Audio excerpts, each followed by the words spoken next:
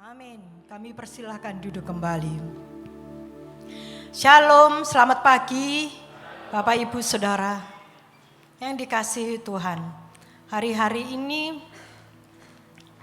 kita merasakan ada begitu banyak kejadian.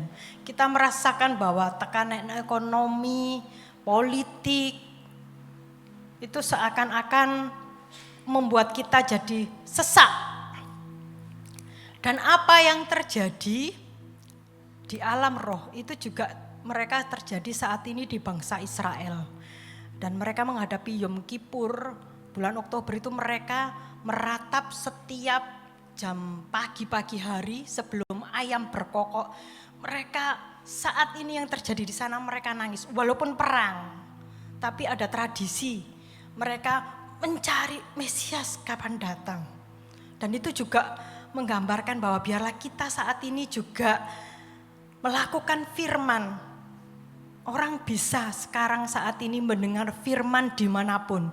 Saat kita masak, dengar pujian, dengar khotbah, pada saat kita dimanapun di pekerjaan, kita dengar pakai headset bisa. Orang mendengarkan di gereja, wah, firman-Nya ini menyentuh saya. Oh, ayat ini iya ya, saya belum melakukan yang ini. Tapi pagi hari ini kita diingatkan, apa yang harus kita lakukan. Tema di minggu kedua pagi hari ini yaitu pelaku firman. Yang diambil dalam surat Yakobus 1:22. Apakah tidak bisa? Kalau tidak bisa, Bapak Ibu Saudara bisa memakai HP. Saya percaya semuanya bawa HP. Kalau enggak bawa HP nanti enggak janji ya. Nanti ada hadiahnya gitu enggak. Pelaku firman. Your faith journey doesn't have to be alone. Iman kita tidak akan sendirian. Sampai akhirnya pun Tuhan berjanji, engkau tidak akan sendiri. Surat Yakobus 1 ayat yang ke-22 akan saya bacakan. Puji Tuhan. Tetapi hendaklah kamu menjadi pelaku firman dan bukan hanya pendengar saja. Sebab jika tidak demikian, kamu menipu dirimu sendiri. Maksudnya apa kok menipu diri sendiri? Ada begitu banyak sekali yang mengungkapkan tentang hal yang menipu diri sendiri. Tetapi di surat Yakobus ini, penulisnya adalah Yakobus sendiri, saudara tiri dari Tuhan Yesus. Jadi pasti tiap hari apa yang dilakukan Tuhan Yesus, dia tahu. Dan bahwa tradisi di sana waktu itu berkata bahwa Tuhan Yesus sendiri yang menunjuk dia, yaitu Yakobus, menjadi uskup yang pertama di Yerusalem. Itu menurut Eusebius Ecclesiastical History, saya burutno gitu ya. Itu menurut rujukan Eusebius. Dan ia menjadi ketua sidang. Yang pertama di Yerusalem. Dan untuk mempertimbangkan, ini orang Yahudi ini boleh masuk gereja apa enggak. Dan surat ini ditujukan pada waktu itu jemaat itu terserak-serak. Kita ini juga seperti perantauan. Cuman kadang kalau kita merasa di perantauan di dunia ini, kalau kita terlalu kerasan di dunia, yaitu keinginan nafsu dunia kita kejar, kita menjadi semakin kerasan di dunia, itu malah hati-hati. Kenapa banyak dari kita begitu disampaikan Tuhan Yesus segera datang, ini zaman akhir. Kenapa dari telinga-telinga kita seakan-akan ya pasti waktu saya sekolah minggu juga diberitakan seperti itu. Nah, Yakobus mengingatkan kepada jemaat waktu itu yang terserak-serak. Kamu sudah mendengar firman. Tuhan Yesus sendiri dekat dengan engkau, berbicara langsung. Bertobatlah, kerajaan Allah sudah dekat. Bahkan Yohanes Pembaptis mengatakan demikian. Namun Yakobus mengingatkan lagi, hanya jangan mendengar saja, tetapi melakukannya. Namun apa yang kita harus lakukan? Di ayat sebelumnya di 21, saya akan bacakan. Yakobus 1 ayat yang ke-21. Gak bisa ya? Minta tolong. Sebab itu buanglah segala sesuatu yang kotor dan kejahatan yang begitu banyak itu, dan terimalah dalam hatimu yang berkuasa menyelamatkan jiwamu. Ada 2 ayat di sini. Katanya kontradiksi. Satunya buang, satunya terima. Nah, apa yang perlu dibuang? Ada gambar bagaimana menyikapi jebakan ini. Di satu desa, karena kekeringan cuaca yang panas seperti ini, jadi monyet-monyet itu pada turun gunung. Mereka mencari makanan. Makanya kalau kita pernah di jalanan itu ya, yang arah hutan ke Madiun atau mana itu ada jembatan. Itu dulu itu banyak monyetnya. Jadi kalau kita lempar-lempar, dia semakin dekat-dekat sama kita. Kita kasih. Nah, monyet ini karena begitu laparnya, dia melihat ada toples, tumbler katanya, bukan, beda, toples yang berisi kacang. Dia lihat, dia tengok kiri, dia lihat, wah ini ada makanan. Tapi dia langsung ambil. Kalau kita perhatikan, tangannya itu ngambil, kepinginnya semua mau diambil. Kalau cuma ngambil satu pasti tangannya bisa keluar. Tapi kalau blup, kira-kira bisa enggak? Blup gitu ya, jebluk, tangannya menggegem. Karena ketahuan, tapi dia ini kepingin kacang. Oh lapar, orang kalau lapar itu gak peduli. Orang kalau sedang kelaparan, biasanya apa? Masuk lali, marah. Coba anta, lek gak percaya. Coba, mulai lapar barengku, wis gak ono panganan.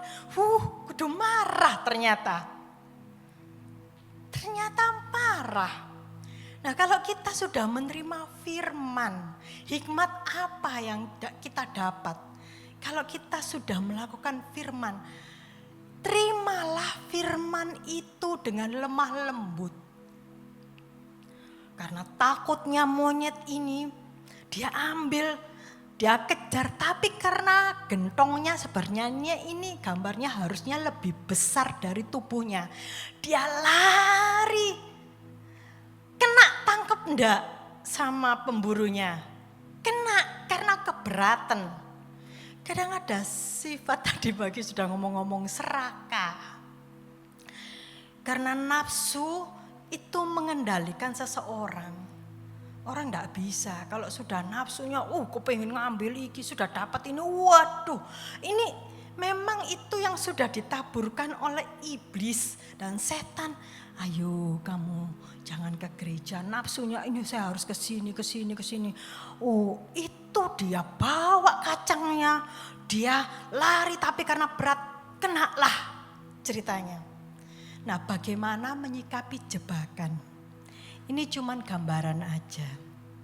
Bapak Ibu Saudara, ada yang harus dibuang, ada yang harus diterima. Tangan ini kalau menggenggam, kita nggak bisa terima firman dengan lemah lembut. Kita nggak bisa terima Roh Kudus. Roh Kudus yang rendah hati, pada saat yang sama kita sombong. Orang bisa pelayanan Senin, Selasa, Rabu, ada konsel, ada pertemuan pelayan Tuhan, ada doa Kemis, ada youth, ada ini, ada komunitas Senin sampai Sabtu, Minggu kita ibadah. Seakan-akan kita, Tuhan, aku kan sudah menyembah Tuhan. Aku kan sudah menjalin hubungan dengan Tuhan. Tetapi ada kemarin saya juga diingatkan. Apakah aktivitas gereja? Apakah kita cuma melayani Tuhan atau melayani kegiatan gereja? Pagi hari ini jikalau kita merasa, iya ya, saya ini cuma sekedar melayani Tuhan atau melayani pelayanan Tuhan. Kalau kita diingatkan, ditegur, satu yang harus kita terima lemah lembut. Terkadang panggung di depan ini, kalau seseorang hanya mengejar, dunia punya satu sistem. Kalau engkau berprestasi, maka engkau akan dianggap. Kalau engkau mempunyai duit yang banyak, engkau akan mempunyai teman yang banyak. Kalau engkau populer, engkau terkenal, engkau akan mempunyai massa yang banyak. Tidak salah. Karena dengan pengikut yang banyak, kita bisa menjual apa yang kita pakai, produk itu dipercayai orang. Orang pakai makanan aja bisa dipercayai, makanan sehat. Orang pakai ini ditanya, orang pakai ini sudah populer. Tapi ingatlah, setiap panggung kita harus ada hal yang dilepaskan untuk kita dapat menerima anugerah Tuhan. Kita nggak bisa tangannya dua-duanya. Monyet ini nggak bisa dua-duanya. Harus ada yang dilepaskan. Padahal kalau kita menerima firman Tuhan yang lemah lembut, itu yang menyelamatkan jiwamu.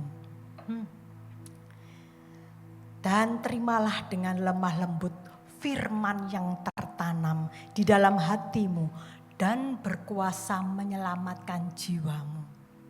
Yang menyelamatkan perut, makanan.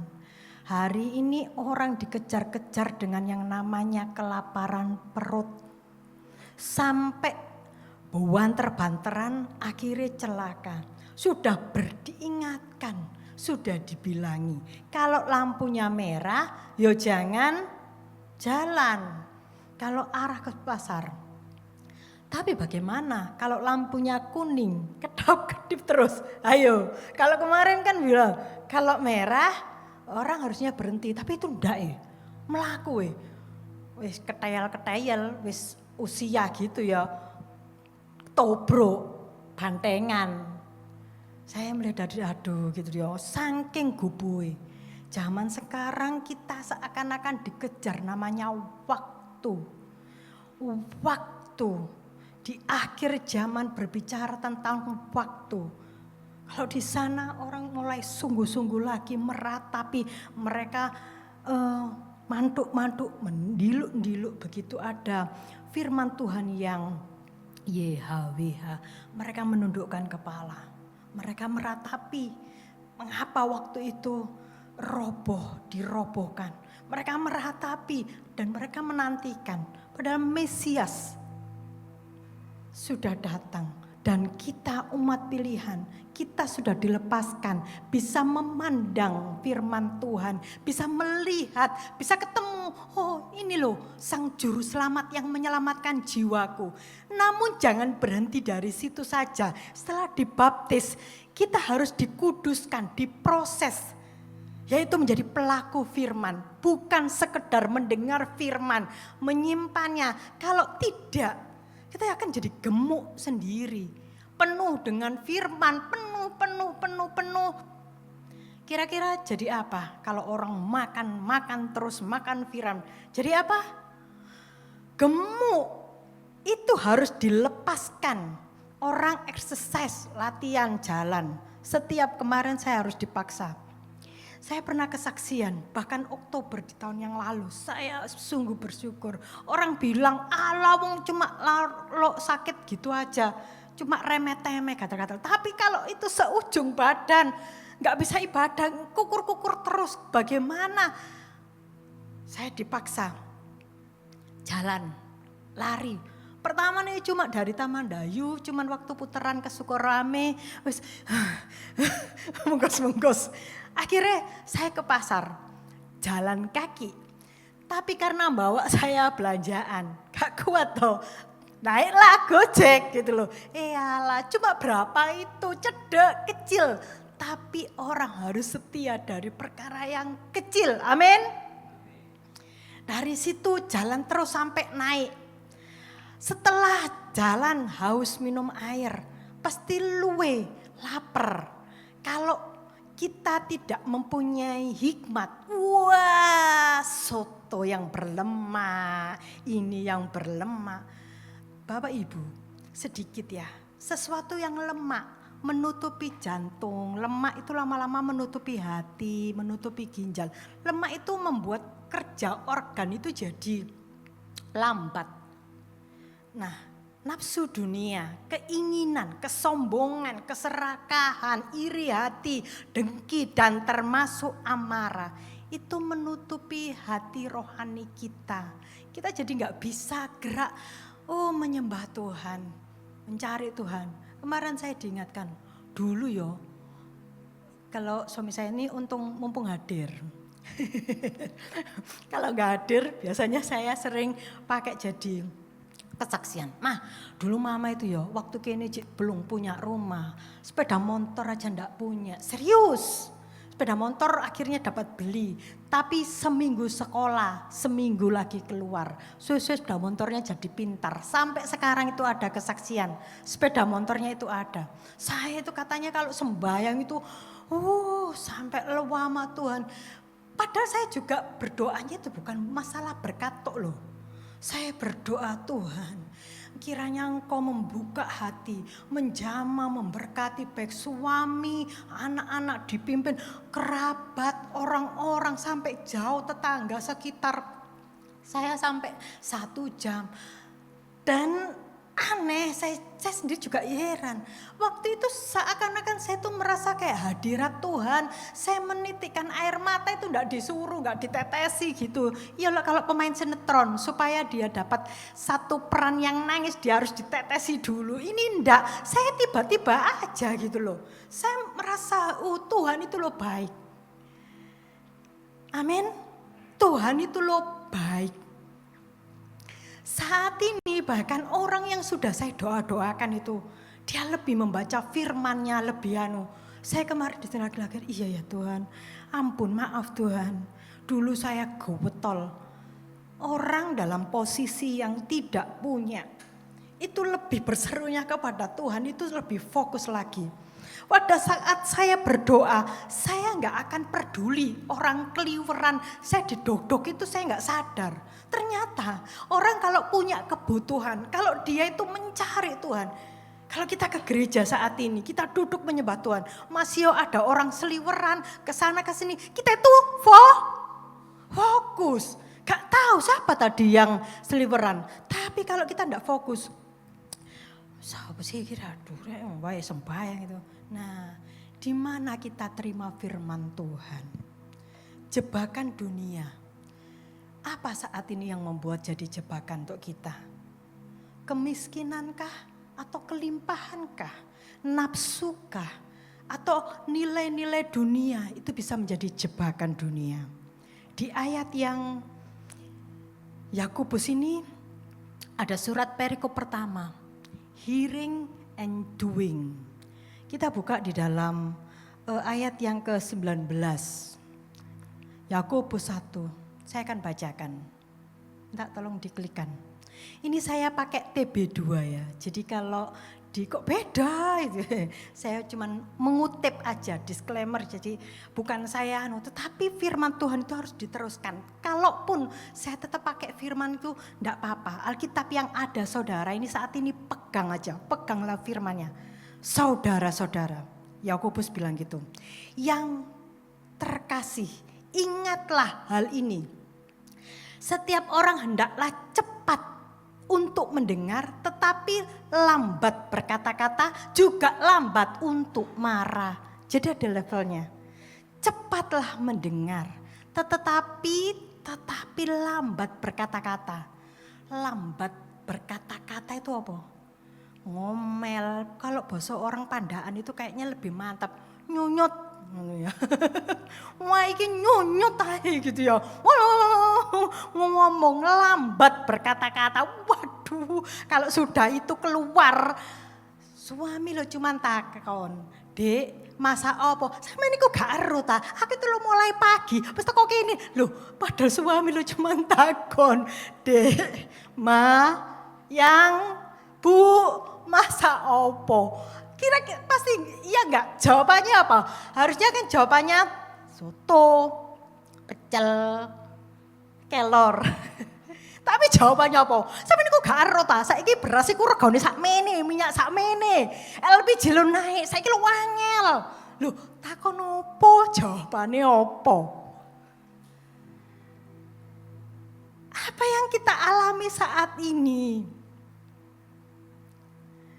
Terimalah firman dengan lemah lembut. Kalau orang sudah banyak menerima firman, harusnya dia lebih lagi lemah lembut, bukan marah. Tetapi perdebatan waktu itu bapak-bapak gereja, dari bahasa Latin gitu ya, mereka memperdebatkan, ini surat ini nggak bisa dikanonisasi.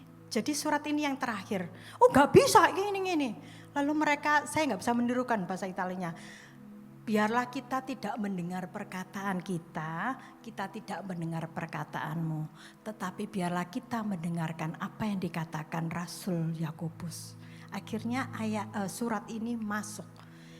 Jadi biarlah kita tidak mendengar suara-suara yang, tapi kita mau terima firman, kita mau mendengarkan. Lambat untuk berbicara, ngomel, mengeluh, lambat untuk ngerasani mengatakan orang, tapi ada level lagi lambat untuk marah.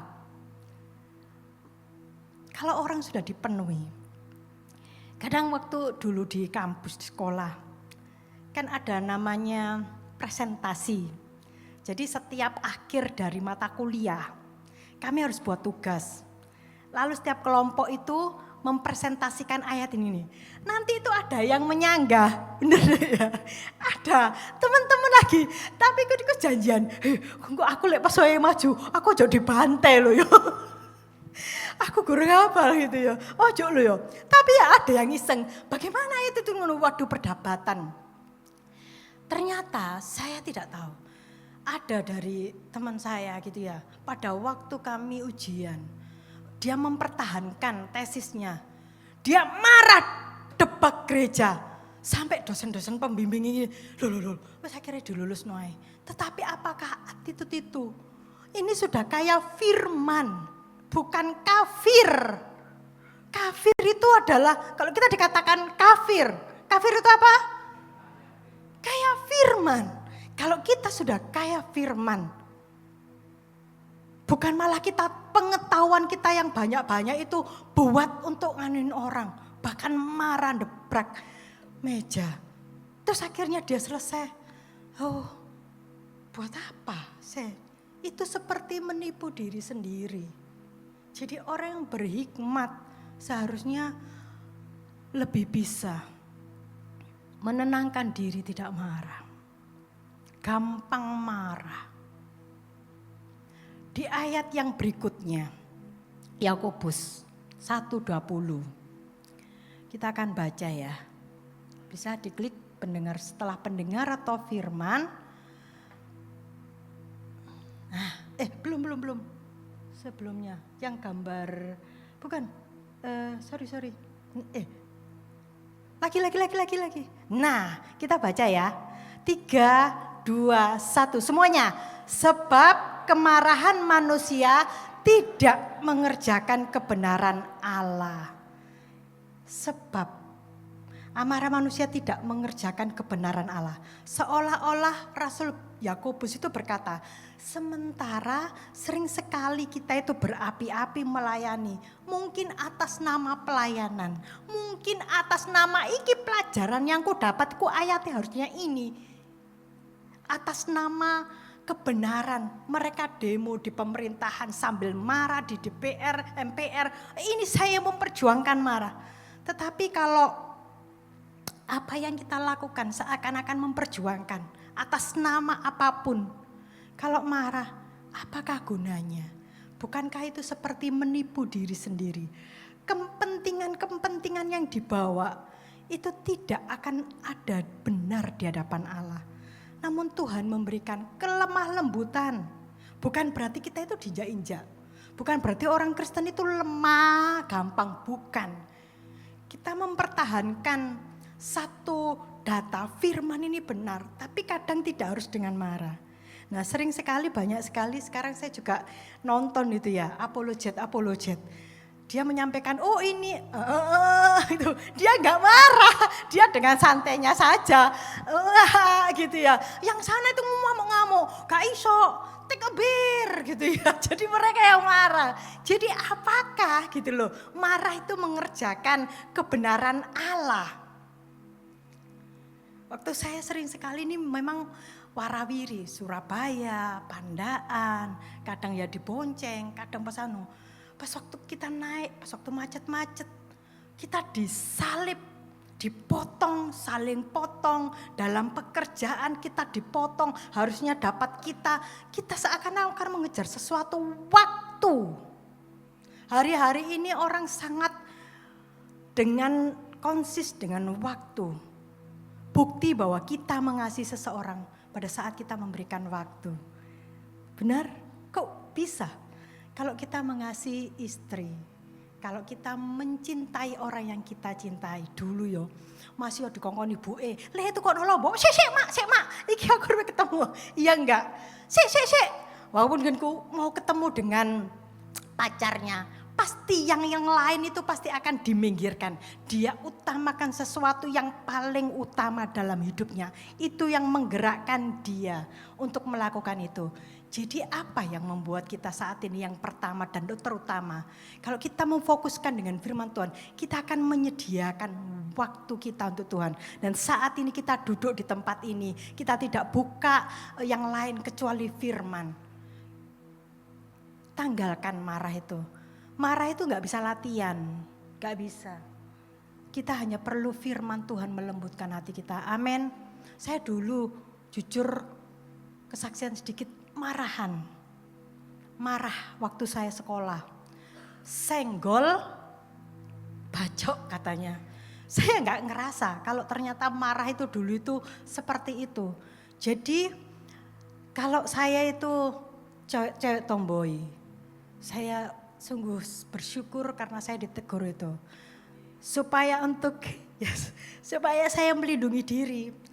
Saya nggak mau dicolek-colek cowok, karena di Surabaya itu kalau dulu itu ada begal, maaf ya, begal PD gitu ya, begal kalau dia nggak bisa pegang ini, serius itu, saya dipegang ini, langsung saya ait, ini mulai ancang-ancang kuda-kuda, ojo main-main saya bilang gitu, ini ada saksinya, waktu saya di kampus, saya cuma disapa, saya anggap waktu itu cuma godaan, saya bawa map, langsung saya keplak, pluak. Balaslah pipi kiri kalau dihantam, hajar kalau saya.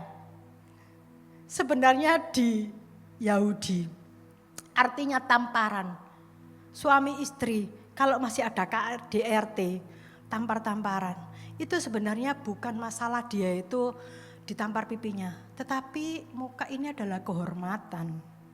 Jadi saat ini kalau ada seseorang kehormatan, atau misalnya dia itu dihina, diejek, dia merasa saya ini ditampar, ini masih ada pipi yang kiri, ada yang baru, bukan berarti ditonjok, ini ada lembaran yang baru, ayo mari memaafkan. Kalau dulu saya marah, saya kehormatan saya dicolek sedikit aja ngamuk.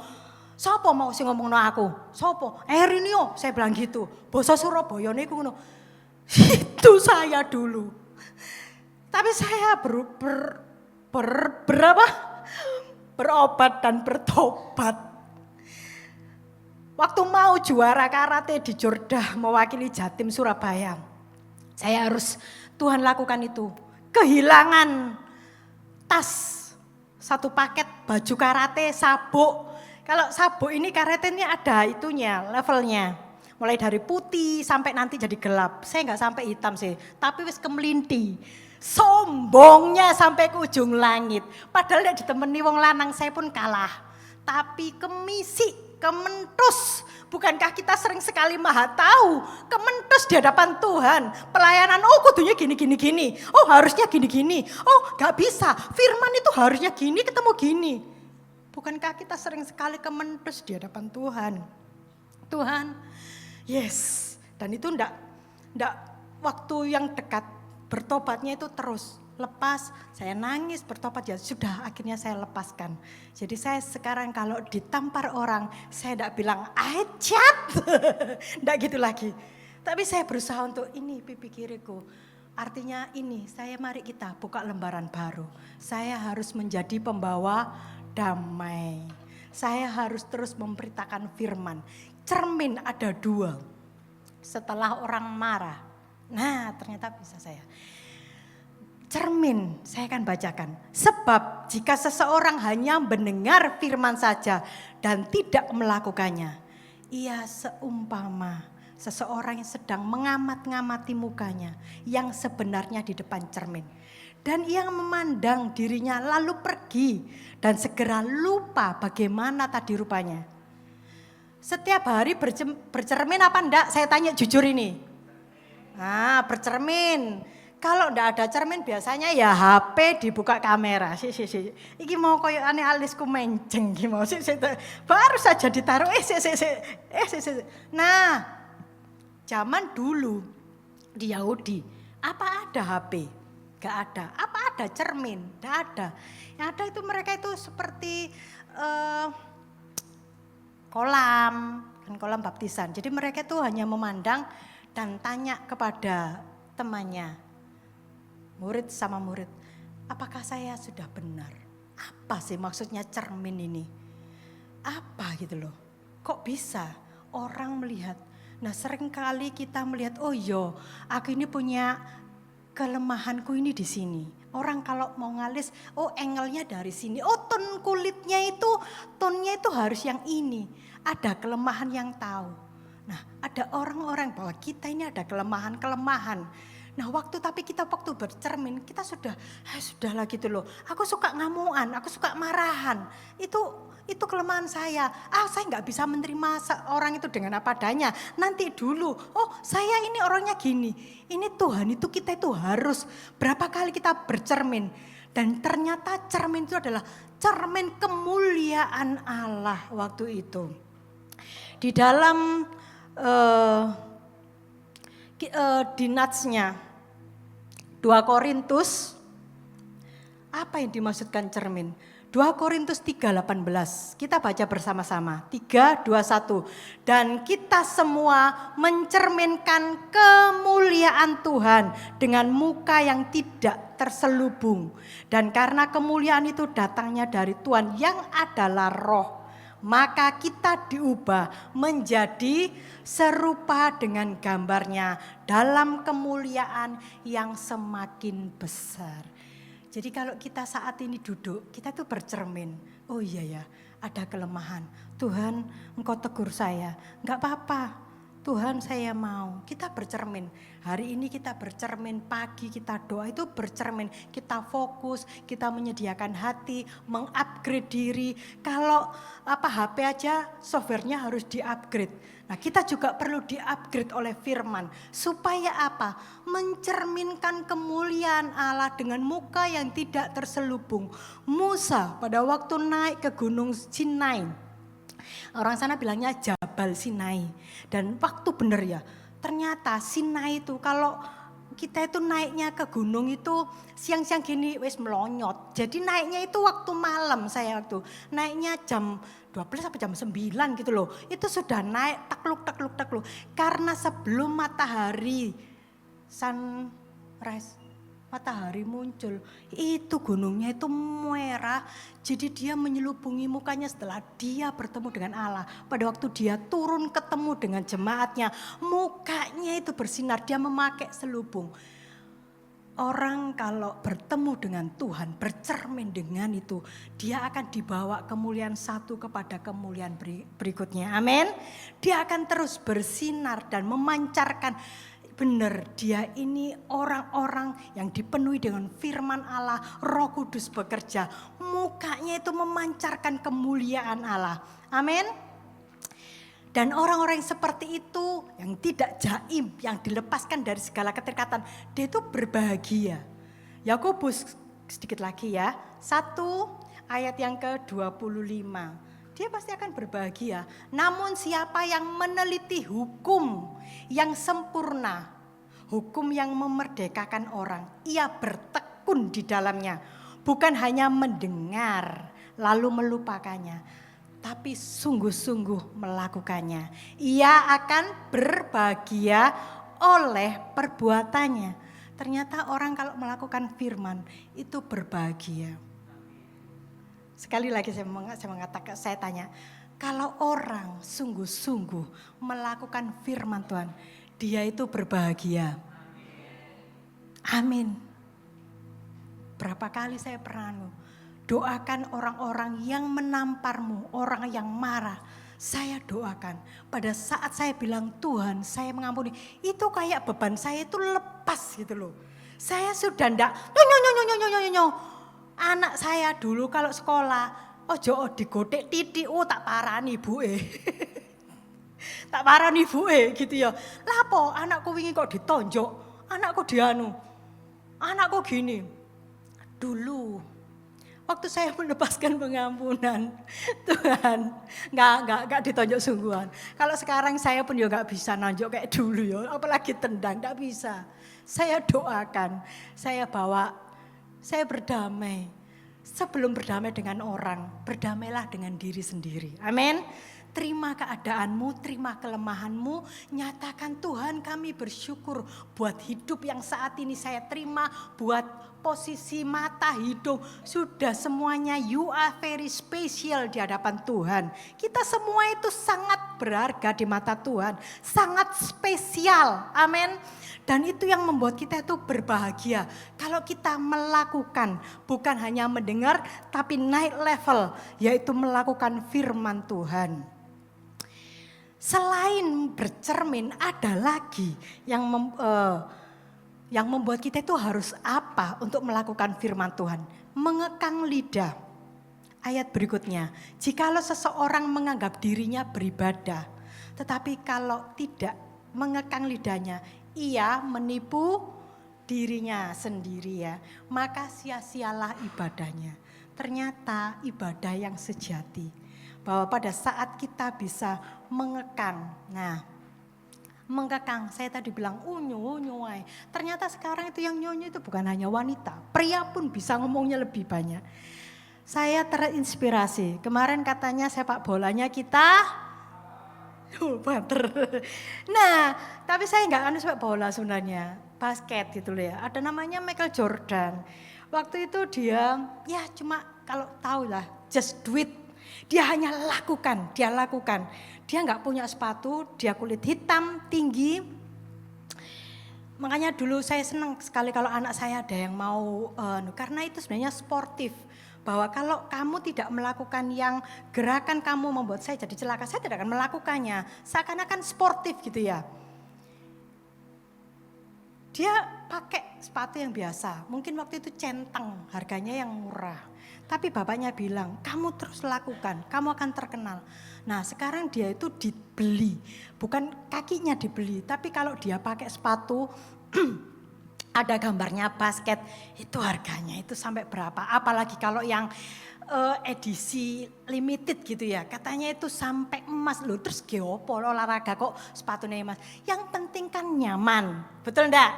Orang kalau jalan-jalan kaki yang penting nyaman. Orang kalau mau olahraga apa mau bawa yang berat-berat? Enggak, ya kecuali naik gunung.